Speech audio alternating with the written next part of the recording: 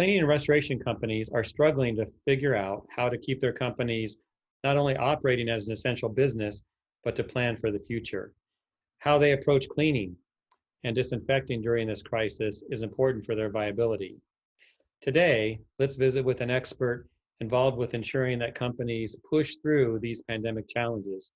So I'd like to welcome Bud Summers, the Executive Vice President of Operations and Training at PuroClean. Well, thank you, Bud, for joining us today. It's good to see you and have this little chat. I hope you're doing well. I am, like good. so many of us, working from home right now, but yeah, I'm doing very well. Yeah, it's a new normal, as many are saying. I think that's our typical phrase we're going to go with moving forward.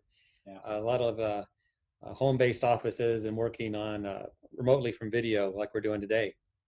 Well, like I said, let's get right to it. Tell us from a 30,000-foot top management overview, what can companies, cleaning contractors, do with their operations and training during this pandemic that's caused by this coronavirus? What do you think?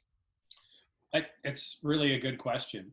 I think there's a couple things. We need to do what we can to reassure customers. One of the things that we've done that has helped immensely is to tell customers that we are taking the temperature of every one of our employees when they come to work. It's letting them know that we're being proactive. So much of what we do as cleaning contractors is restore a feeling of safety. You know, whether it's cleaning up after a fire or a water damage or whatever it might be, or whether it's just cleaning, janitorial cleaning, people want to feel safe. They want things to be clean. I think another thing we can do is communicate clear information.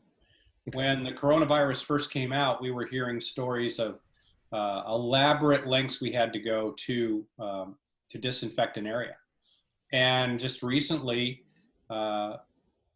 several leaders in this space, scientists and such, have said soap and water will kill the virus. So making it something that we can say normal hygiene is your best preventative, and then to clearly explain what we're doing if we are providing a service and let them know the product that we're using, the shelf life of the product, the time that it's active, what chemical residue it might leave behind. Educating them about what we're doing and how we're doing it is so very important. Good. So communication is important. You mentioned taking temperatures of workers. I have to think that people in the buildings you folks are cleaning have to have anxiety about anything that comes in. Yeah, it's interesting. It's an interesting point. I will tell you, just recently we had a situation where we were cleaning in an assisted living facility. So we're dealing with some people that are obviously older. And we had a technician in full PPE, and we got a picture of him out cleaning their courtyard area. And the manager of the facility said, "We're so happy to see our PuroClean Moon Man out cleaning our facility." And they called them, the Moon Men. So seeing them properly equipped to deal with the cleaning process does create a sense of reassurance if we've educated the customer as to what we're using and why we're using it. Sometimes they can see that amount of PPE and think, oh my gosh, whatever they're cleaning with is going to have a tremendous chemical residue left over. And so we have to dispel that. Good point. Yeah, the appearance of our equipment, they don't understand what that means and the value of that. They overreact, I imagine. Let's talk about one more thing. What about the future of cleaning? What do you see this doing for how we approach cleaning, maybe with our equipment or cross-contamination issues? Well, I think it's going to be much easier for us to wear PPE and people will become more familiar with it. In our community where I am right now, you can't go into a grocery store without some form of facial covering, whether that's a mask. I think cross-contamination, because what we're doing right now is going in and applying a disinfectant to eliminate something, the cross-contamination is only going to be a problem if we were to use the same PPE over again, which is so outside of the standard.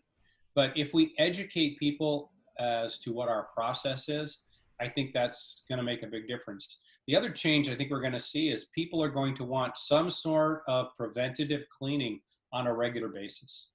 I think this is no longer going to be a one and done, but Yeah. it's going to be, what can we do to make sure that my employees and my customers will have a sense of safety when they're coming into my business? Yeah, we're going to have to adjust some things that we do, and it's going to be driven by demand by those that we clean for. I think one of the things that I've used as an example is people will be far more excited going to a restaurant with a tablecloth on the table than wood or formica, because they're going to see that tablecloth getting changed each time, and they're going to feel more safe about seeing their silverware sitting on that tablecloth as opposed to just sitting on a table. Yeah, exactly. There are things that we accept as normal now, like after the attack of 9/11. It's just what we deal with, and it's normal. This will shape the new normal of our cleaning industry as well. And I think the other thing that's going to happen very quickly is the companies that communicate clearly and provide quality service at a fair market price are going to do exceptionally well, and those that don't won't. Yeah. Well, Bud, thank you for your advice, and we'll talk again soon. Thanks, Jeff. Appreciate the time.